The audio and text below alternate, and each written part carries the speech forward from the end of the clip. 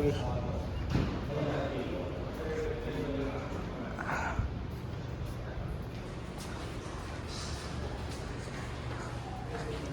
Ito si Lion 5. Si Lion 6 pala, sorry.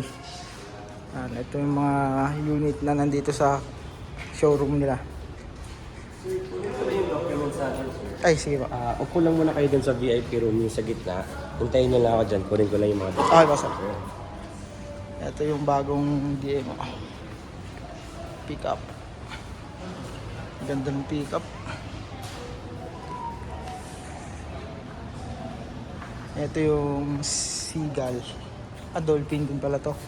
Ito Dolphin.